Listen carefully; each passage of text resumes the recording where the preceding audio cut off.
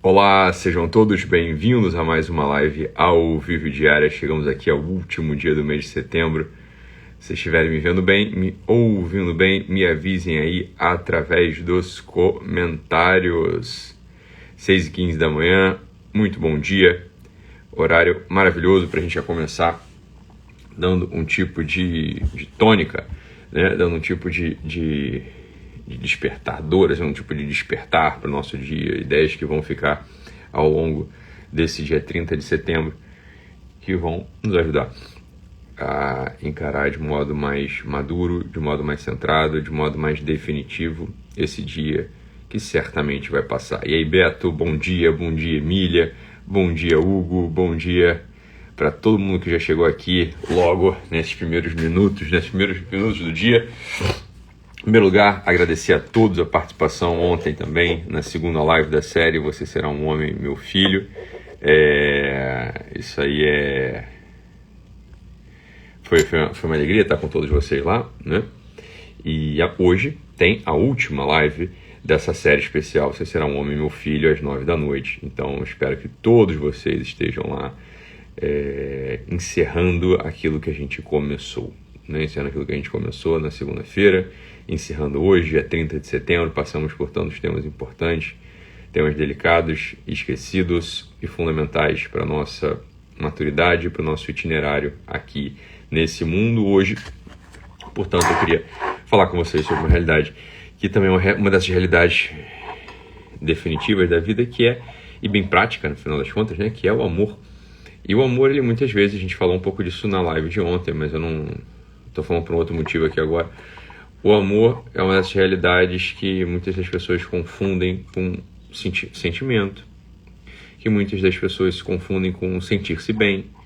E é normal que seja assim, porque o nosso tempo ele vai pintando mais ou menos esse quadro quando a gente olha, por exemplo, para esses casais de Hollywood, nos filmes, né? Olha para a novela, olha muitas vezes para pessoas que a gente admira e que a gente, né, segue, sei lá, no Instagram. E a gente olha para essas pessoas que amam, né, ou que dizem que amam, ou que acham que amam, ou que de fato amam. E a gente vê ali, muitas vezes, uma confusão entre um sentimento, um sentir-se bem, e o amor. Ontem, um amigo meu, que foi pai recentemente, me escreveu uma mensagem um pouco cômica, um pouco desesperada, um pouco dramática. Eu recebo, poucos minutos antes de entrar ao vivo ontem,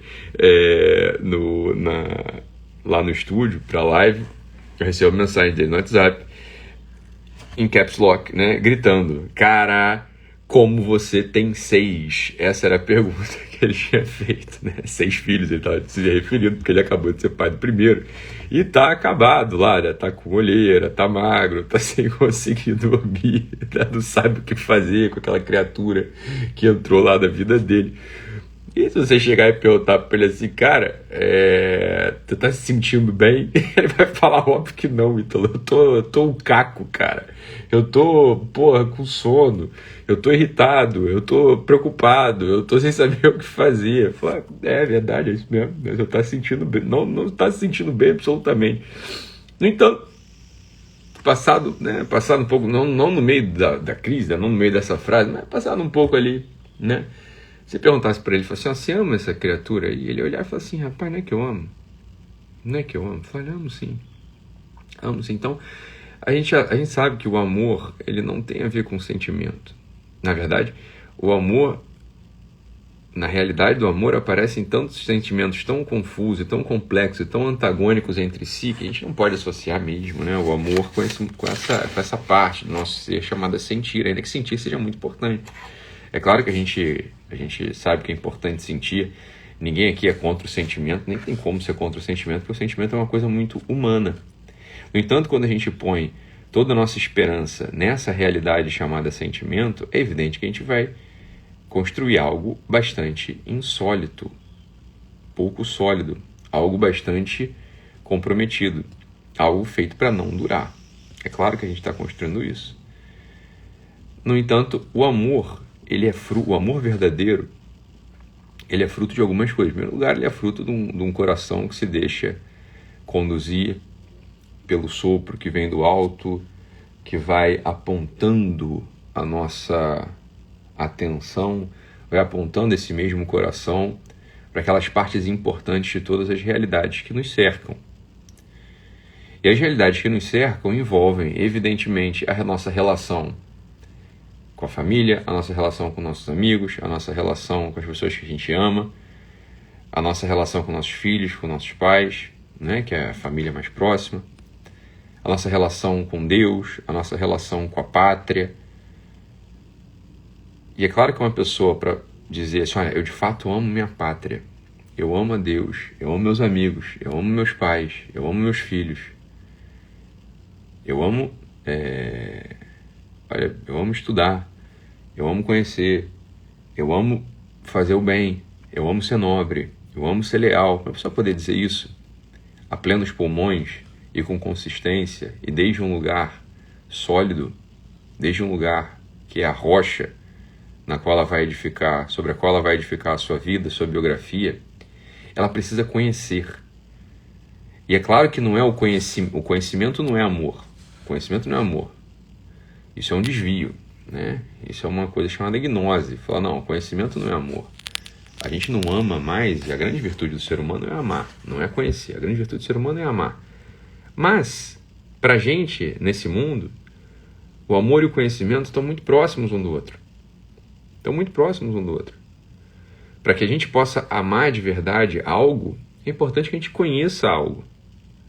Os primeiros movimentos do amor, eles independem de um conhecimento mais aprofundado. Os primeiros movimentos do amor aparecem quando a gente bate o olho na pátria, em Deus, né? Na religião, na família, naquela menina, naquele menino, na nossa esposa, nosso marido. Agora, para que esse amor de fato se aprofunde e tenha uma manutenção e dure pela eternidade, a gente precisa de fato de um esforço e de um movimento de aprofundar naquilo que a gente ama. Por exemplo, imagina que você agora virou um sujeito com consciência política e ama a sua pátria. E você fica assombrado com o resultado dos últimos anos de outros governos que você é contra o modo de administrar, contra os crimes cometidos, contra a ideologia por trás, sei lá, você é contra isso tudo, ou você é a favor disso tudo. Você é a favor da ideologia, a favor do modo de administrar, a favor dos crimes, sei lá, porque você acha que, bem... E aí você começa a ter consciência política, e começa a falar de política, você está virando um patriota, é o que você está virando. Falou, olha, esse primeiro movimento é assim, olha o que você está fazendo. Você tem um conhecimento sobre a história recente, um conhecimento sobre os agentes políticos do momento, e é isso. Esse conhecimento, ele é fundamental para a manutenção do amor. Agora, para que você seja um patriota de verdade, não basta esse conhecimento superficial vindo da mídia. Você precisa se aprofundar e, por exemplo, conhecer a história do seu país. Desde a fundação, do descobrimento, aqui no Brasil, no caso, desde o descobrimento, da fundação, a administração pelos portugueses, a disputa com os franceses e holandeses, espanhóis. Olha, depois quem foram os fundadores, se você conhece de fato a história do teu país, você começa a poder virar um patriota de verdade, porque você conhece mais aquilo. A história de um filho, eu amo meu filho, claro que você ama seu filho, sobretudo porque no início da vida dele, toda a história dele você conhece. Você sabe quem é o pai e a mãe, você sabe como é que ele foi gerado, você sabe o esforço que foi para poder pagar o parto, para poder estar presente lá com a melhor equipe de obstetra, e depois arrumar o batizado dele, e depois escolher os padrinhos, tudo aquilo que envolve o início da vida infantil está dentro do teu campo de conhecimento, você conhece tudo aquilo. Ao passo que quando a pessoa vai se desenvolvendo, é necessário um esforço chamado convivência, atenção e convivência para você conhecer a pessoa. No início de um relacionamento amoroso, o sentimento que aparece no teu peito, ele dá conta de fazer com que você esteja conectado naquela pessoa. Conforme os anos vão passando, a gente não pode deixar só na conta do sentimento. A gente precisa ter um esforço de conhecer aquela pessoa. Um esforço para conhecer, ouvir, se importar com os projetos, se importar com a vida dela. Deus é a mesma coisa, religião é a mesma coisa. Eu me sinto muito bem, Ítalo, quando eu vou no culto. Eu me sinto muito bem quando eu vou à missa. Eu me sinto muito bem quando eu participo de um rito. Tá bom? Interessante? Sentir-se bem, entenda, é um tipo de primavera espiritual que algumas pessoas experimentam, outras não. Acontece que depois da primavera vem o verão, que é um tipo de secura. É uma primeira separação. Eu falo, olha, a coisa continua expansiva. Você continua querendo ir para cima, feito um fogo. Você continua querendo ir para cima daquilo, querendo consumir aquilo. Mas já tem uma primeira secura. Você repara, olha, eu sou eu e a religião é religião. Eu sou eu e Deus é Deus. Existe uma separação que eu vou precisar, através do meu conhecimento, do meu amor, fazer com que as coisas se unam. É isso que a gente experimenta no verão da vida espiritual. A primavera é esse sentir-se bem, tudo é fresco, tudo é frescor, né? Tudo é esperança, tudo é movimento daquela alegria mais pueril. E falou, e depois do verão vem o outono, além da secura que se estabeleceu no período do verão, ainda vem um frio. Aqui é uma prova importante para o amor.